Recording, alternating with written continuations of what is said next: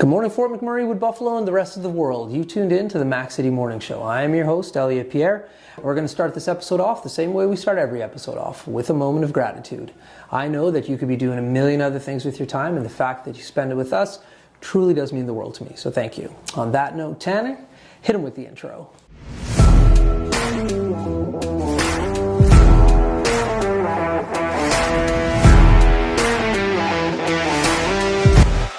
And we are back. As you can tell, we are not on the set of the Mac City Morning Show.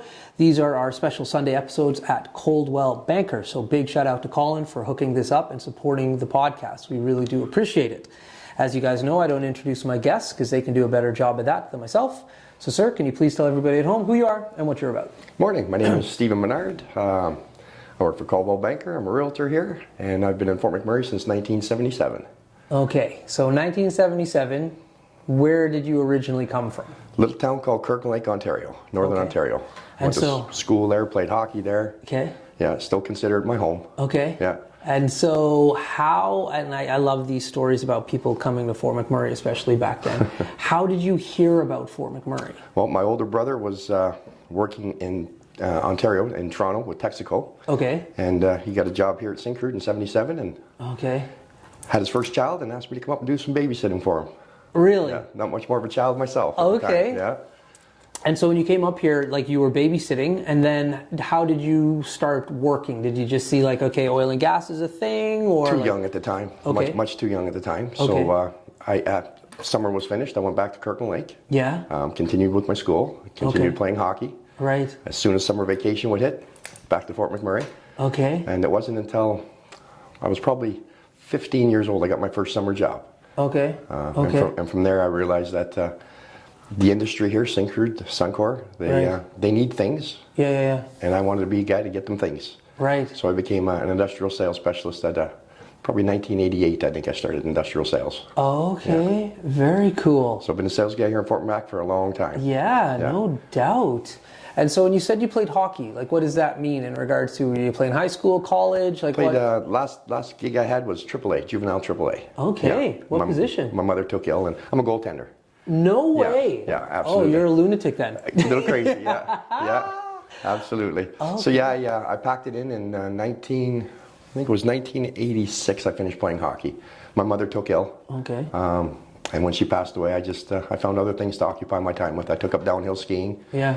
Some other things. Just hockey wasn't a main interest of mine at that time. So. Right. Yeah. Right. And it was almost 35 years before I put on pads again. It was Leo Roberts here in Fort McMurray that convinced me to be his goaltender. Okay. So went out and bought new equipment and played again. Oh, nice. Yeah, he unfortunately just passed away a few weeks ago. He'll be missed by many.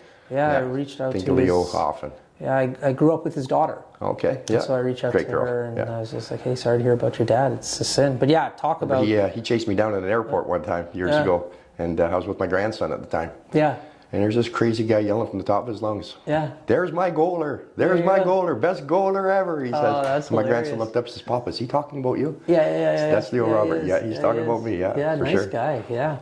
So in Fort McMurray over all these years, why did you choose to stay in this community? You know, the opportunities were phenomenal, second to none. And I had made some great friends here. Of course, coming up every summer. Yeah. Getting a summer job. And again, just making some great friends, and the opportunities were endless at the time. That's right. Yeah. That's right. And I enjoyed it. Yeah. I really did enjoy it. I go back home again for hockey in school. Yeah. And then it was kind of like having two separate personalities. And then, of course, I did the Steven Menard thing back home, and I come back out here and with my new friends and new ventures. So now you were industrial sales. Now you're selling homes. Why the transition from one industry to the next? You know, it's customer service. I love customer service. When somebody tells me they need something, I love to go get it. Right. And this stage of my career, I think now, myself included, you know, you start looking at downsizing and this, that, and the other thing. And I have friends that are also moving, coming back. Their kids are looking for homes now, etc. Right. I just thought it'd be a great opportunity to help those folks. Yeah. So let's talk about big difference from industrial sales. Oh, huge, huge. I have parents who are in their late 60s, going into their 70s here in Fort McMurray. So downsizing is not something that they're interested in, but it's something we chat about often. Yeah. In this community, I find it's a little bit different in regards to the style and the looks and sizes of the homes. Tell me a little bit about downsizing in this community. What does that look like? You know, the maintenance end of it as well. You know, I'm sure your dad's tired of shoveling snow. Yeah, I had to pay a company a few years ago to help him out with that. There you go. So there's shoveling snow. There's the general maintenance, I guess you could say. And then, of course, the kids, they're all growing up now. The grandkids are growing up, so there's not as many sleepovers anymore. That's right. So you don't need the big 3-bedroom with a walkout, so to speak. Yeah. You know, a condo will do the job just fine. That's right. Yeah. So is that what you find you're transitioning people into in regards to, like, instead of the houses, it's more into a condo or a townhome? Like, where do you find that sweet spot lies? Now, that's the great thing about my job. You listen. Okay. You listen to their needs. What are they looking for? Right. You know, what are they trying to get away from? What are they trying to gain? Yeah. And then you go find it. Right. You know, it's not that big of a town. No. So you just hit the market. You look what's available, and you try to, again, you listen to what they want. You check those boxes off. Right. And you let them make the ultimate decision. There we go. Yeah, I have the ability to find what they need. So. Yeah. It's a lot bigger than it was in 1977. It certainly is, yeah. It certainly is.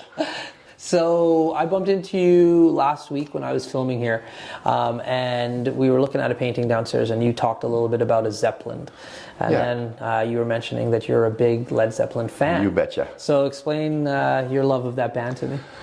Growing up in Kirkland, my 2 best friends, of course, we all shared the same love of Led Zeppelin when we were growing up. Right. So when I came back to Fort Mac in the summertime, to work, of course, and anytime we heard a Led Zeppelin song when we weren't together, you took that time while you were listening to that song to think of the other 2. Right. And vice versa for the rest of the other 2 guys as well. Yeah. So it was just something throughout my life. Every time I heard Zeppelin, I turn it up and I think of my 2 best friends. Nice. Yeah, and they do the same, of course. What's your favorite Led Zeppelin song then? Whole Lot of Love, I guess you'd say. Okay. Yeah. Oh, that's Hot Dog is another great one. Yeah. A lot of folks don't know about Hot Dog, but that's a good one. Learned to play that in guitar. Self-taught myself that one. So. You just like dovetailed into my next question. Is this like, do you play any instruments? I play harmonica and the guitar. Yeah, not a whole lot of guitar. Play a little bit, but again, self-taught. Okay, listen. So I've been saying this on the show for a number of years now. Is I want to learn how to play the harmonica.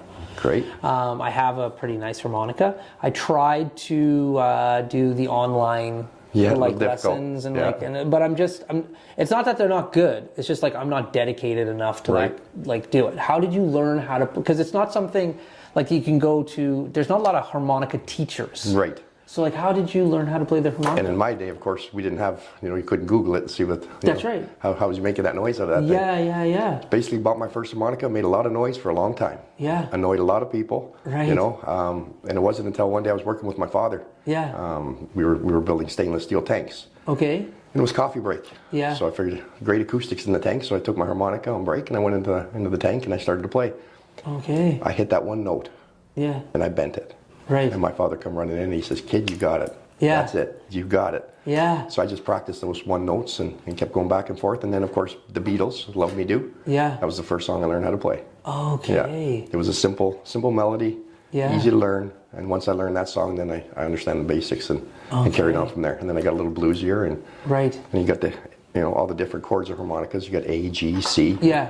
Different songs, different key. So you had a knowledge of music and the notes prior to, or None. like Zero, just an ear. Wow. Yeah, just an ear. Amazing. So of course I'm playing this thing. I'm annoying everybody else. I think I sound like a rock star. Yeah. So very cool. But when I did finally learn how to play it, it was rewarding. Yeah, and no I doubt. just kept practicing. Yeah. Yeah. It's one of those things where, like, I think, and that's where I dropped the ball, is like the amount of practice that it takes to get good at anything is immense. You betcha. Got one in my car, got one in my bag. Yeah. Always got a harmonica close by. Nice. Very cool. So in regards to your 2 friends, are you still in contact with them? Constantly. You betcha. Really? Yeah. We talk. That's phenomenal. We talk man. every week. Yeah. A lot of my friends back home I'm still in touch with. Okay. Yeah. And do you get to go back there often? I haven't been back in a few years. Well, COVID obviously. You betcha. It was a big thing for sure. But yeah, I do go home. I like to go home once a year for sure. That is so cool. I have family there still too. So yeah. And whatever happened to your brother who convinced you to come out and do some babysitting? He's now retired, living in St. Albert. Okay. Yeah, got Okay. grandkids, and Nice. and he's doing quite well down there. So we get down to St. Albert every now and visit him. That's so awesome. yeah. And how many grandchildren or not grandchildren, how many kids did he have? He's got two daughters. Two daughters. Yeah. Okay, so that's who you're coming to. You betcha. To take care of. Yeah. Okay. Uncle Now, Steve. you have a great love of Ontario, where you're from. Absolutely. But you have decided to make Fort McMurray home for a Yes. number of years. What about this community kept you here? And keeps you here, for that matter? Married since I think we got married in 94. Okay. Met my wife in 1988.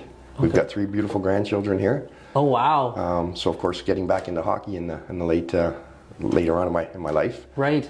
Began to coach minor hockey here. Okay. My grandson started to play, and Yeah.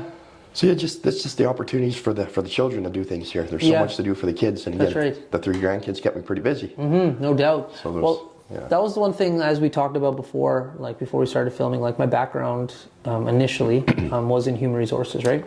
And it was one thing that I had to help a number of people over the years, like transition into retirement. And so many people in Fort McMurray come from other places around the world, Right. primarily East Coast. Right. And guys would say, yeah, I'm going to move back east, and so I'm going to do. And I would tell them, like, I don't, like, listen, this is probably not the greatest idea just because you had moved here and you raised a family here and now you Right. have grandchildren here. Right. And I'm telling you for free, like, you're going to want to see them. Yeah. And, like, living in whatever East Coast province you choose is Betcha. expensive to continue to fly back here. And your wife, more than you, is going to want to see those kids. And so I'm just saying. It's hard to say too, though. You Yeah, know? like that. You might be coming back more often than not, and it's going to be It's where your heart costly. is, for sure. You wake up in the And- morning, you wonder how the kids are doing. And That's right. That's Lunchtime right. rolls around, you wonder what the kids are having for lunch. That's and right. They're constantly on your mind. Yeah, and that was Absolutely. before FaceTime and everything. And so, Absolutely. mark my words, in probably like 18 months, Yeah. you're going to be coming back looking for a house. There's no other place I'd rather be. Yeah. And again, I love Fort McMurray. Coming back after the fire, of course. Yeah. I lost everything in that fire. Oh, sorry to hear. Absolutely What part of everything. town were you in? I was in Amsan. Okay. Okay. And I rebuilt my own home. Yeah. I took a leave of absence from my job at the time. Yeah. I became a registered builder. Okay. And my stepson and I built my own home. Wow. The 2 of us. Took us 9 months. Yeah. I lost over 60 pounds. Yeah. You betcha. No doubt. And the main objective for building my own home, the devastation that I felt, just my own loss, Yeah. multiplied it by thousands. Right. It was over 2,000 of us that lost everything. Right. And I wanted to let them know, Yeah. you got to stay. Yeah. We can rebuild. Yeah. And I'm going to show you. Yeah. I'll do it myself. Right. And I won't quit. Yeah. And you'll see. Yeah. And it worked out really well. I have a beautiful home. Nice, Probably man. one of the best built homes in Fort McMurray, without There a you doubt. go. Yeah. Met some great folks along the way, and I encouraged a lot of people to come back. A lot Nice. of people to stay. Yeah. So again, my heart is in this town. I love Fort Mac. Nice. Did you, were you a long-term Abisan resident? I started in 1977 in Abisan, as a matter of fact. At Okay. in my brother's first apartment, his Syncrude apartment, was Right. 1332 201 Abisan. And I had to memorize that address before I could go out and play. Oh, okay. And the day I returned Yeah. in Abisan, I'm looking at my home. Yeah. And I turned to look where 1332 201 Abisan used to be. Right.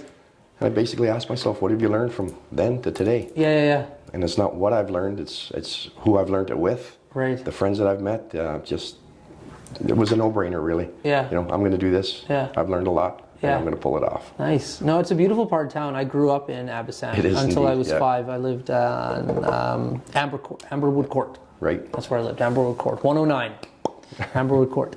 But yeah. Yeah. No, it's a beautiful part of town. Yeah. There's no doubt about That's where I that. met my first friends in Fort McMurray, and Yeah. my first adventures as a Yeah. preteen, I guess, and then getting into the teenage years. Nice. Yeah. When we first started doing this podcast, actually, I rented a townhouse up in Abisan, and that's where the Yeah. studio was, and that's where we filmed everything. And the neighbors were so nice, and then they found out, like, you guys don't actually like live in this. I'm like, no. It's like I use it as my office. I use it as a studio. We do all this stuff here, and the neighbors were just so like. They're so nice and then so welcoming, and then because we weren't there often, I was like, hey, I'm not here at nights. Like, you Right. can park at my stall, and like, okay, and like it's like a real sense of community It up is. there, It you is. know? Yeah. And you There's some don't, long-term people up yeah, there. you don't get that in all parts of Fort McMurray. You just don't. Yeah, and I love my neighborhood. And again, building the home, I started in November. Yeah. I built all winter long. Yeah, So every day, I was the first guy rebuilt Right. in Abisan. I think I was probably the 4th house rebuilt in McMurray. okay, So again, building up there, 35, 38 below zero, and yeah, tears rolling down my eyes, and Yeah. just got to get one wall built today, just one wall, and then just build something. Yeah. But as I'm looking around the neighborhood, It's just devastation. And Yeah. I knew there were going to be kids playing in the street again. Yeah. I knew somebody was going to be parked in front of my house again. I knew it was going Right. to come and happen. Right. But it was critical that I finished building my home. Yeah. So when people came down the end of the street, Yeah. they see a house there. There you go. So there's one. Yeah. You got to have that one beacon. And right? now when I get up in the morning, you know, I open up the patio door and I can hear the kids playing. The park is just down the street. There's Yeah. another one across the street, and That's and it awesome. just puts a smile on my face. That's it really awesome, does. man. Yeah. Well, listen, that's a good note to end the show on because we are out of time. All right. Now, before I cut you loose, though, everybody gets a shameless shout out or plug. So you have the mic, the camera, the lights. Have fun. Just a shout out to all the folks in Fort Mac who did come back and stay and make this town what it is today. Love YMM.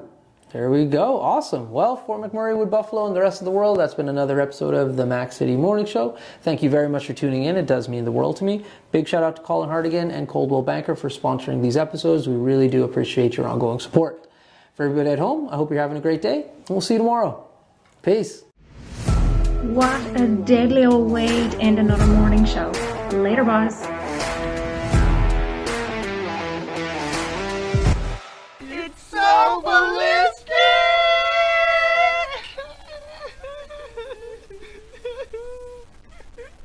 Talk about quenching your ugly thirst.